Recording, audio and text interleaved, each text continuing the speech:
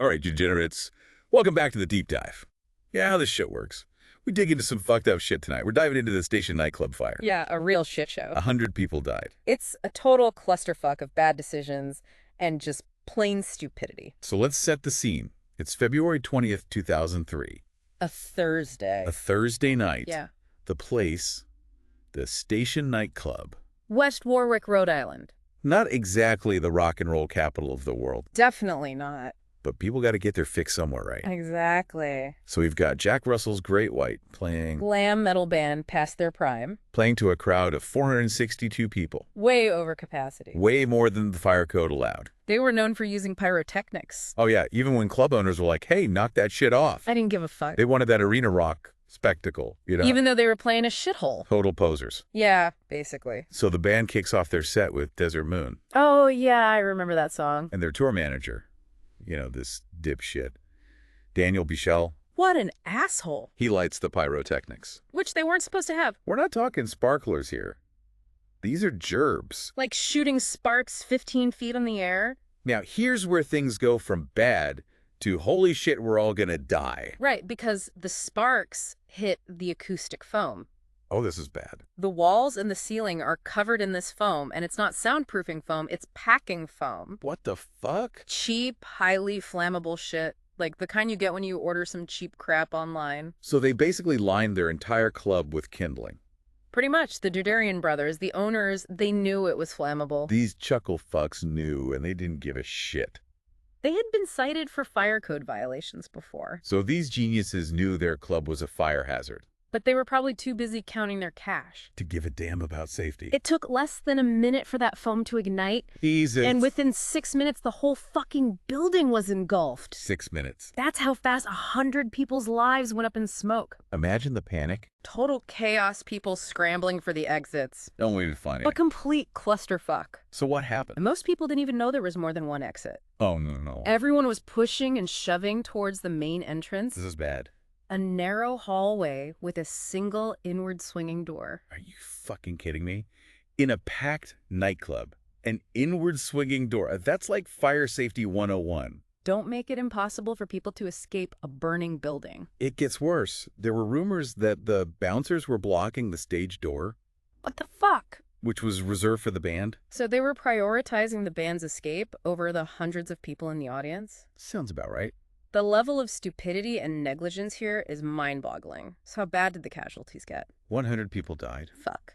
Another 230 were injured. The band's guitarist, Ty Longley, Oh no. and their DJ, who went by the name Dr. Metal. Damn, a dig from hell. It was the 4th deadliest nightclub fire in U.S. history. Not just a fire, a mass casualty event. And it could have all been prevented.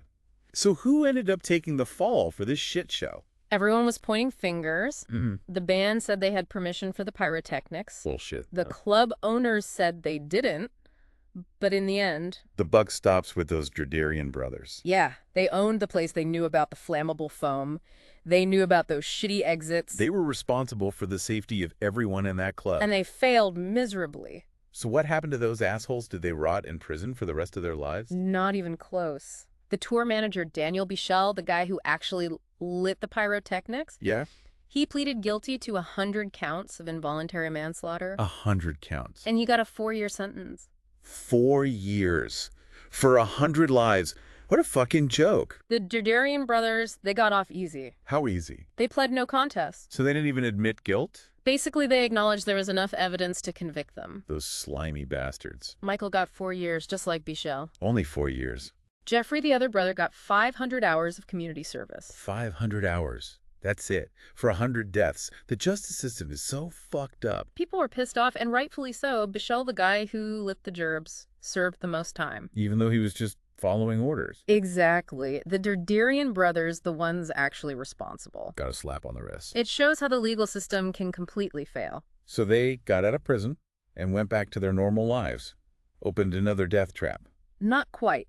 They faced a ton of public scrutiny. They were basically ostracized. Cool. People called for boycotts of any business they were associated with. They couldn't hide from what they did. Nope, 100 deaths on their hands.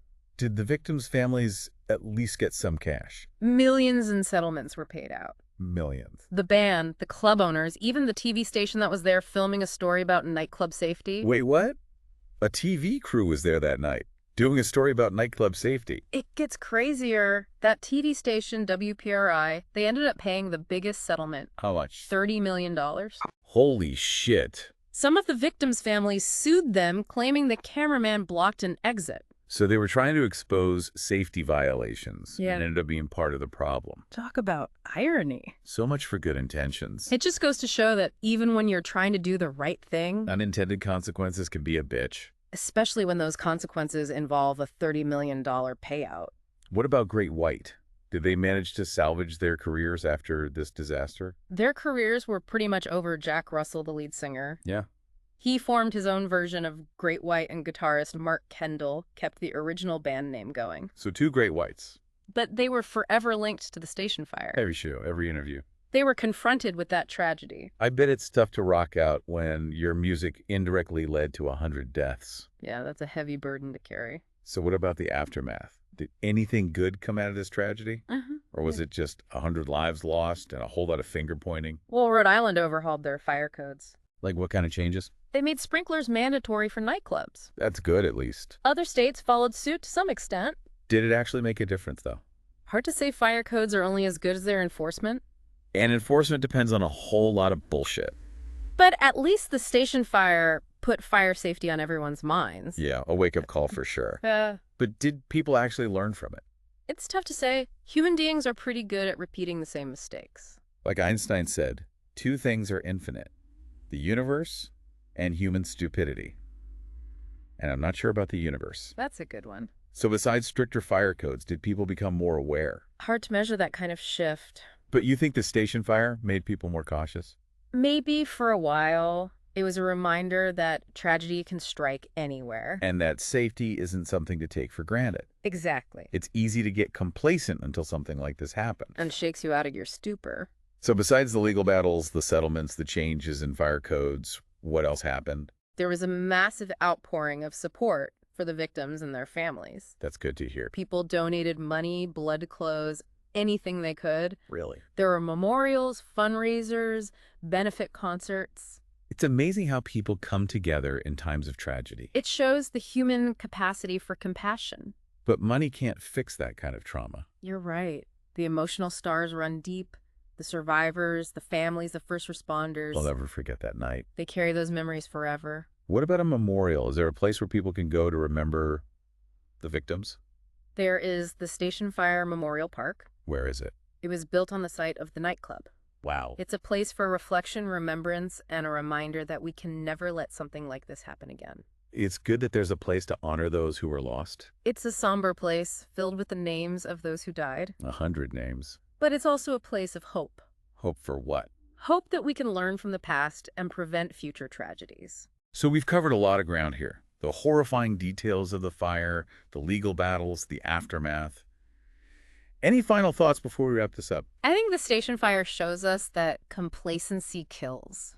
You can't be passive when it comes to safety. Yeah. Whether it's at a nightclub, a concert, or just any public place, we have to look out for each other. We can't rely on the authorities to keep us safe all the time. Exactly. We need to be proactive, be aware, speak up if something seems off. Well, if you see some shady shit going on. Don't be afraid to say something. You might just save a life. So how do we prevent another station fire from happening? Because this could happen again, you know? It starts with education. And you mean? People need to know the risks, understand fire codes, and what to do in an emergency. Like how to use a fire extinguisher. Exactly. And venue owners need to step up their game. They need to prioritize safety over profits. Make sure there are enough exits and working sprinklers. And as a government, They need to enforce those fire codes and hold negligent business owners accountable. it's a shared responsibility. From the individual all the way up to the lawmakers. We need to change our mindset. Yeah, instead of thinking, it won't happen to me, We need to think, what if it does? be prepared, be vigilant. Never take safety for granted. It's a tough lesson to learn. And it took a tragedy like the station fire to drive that point home. Those 100 people who died that night, They deserve to be remembered, not just for their loss. but for the changes their deaths inspired. Well said. All right, folks. That's the deep dive on the Station Nightclub Fire. A story full of heartbreak, anger, and a whole lot of what the fucks can be. But it's a story that needs to be told because it reminds us that safety is not something we can take for granted. It should make us think about our surroundings and ask ourselves, what can I do to make sure this never happens again? So next time you're at a show, a club, or any crowded place, take a second to look around. Check the exit, see if there are sprinklers. If something doesn't feel right, speak up. You might just save a life. And on that note, we're out. Stay safe out there.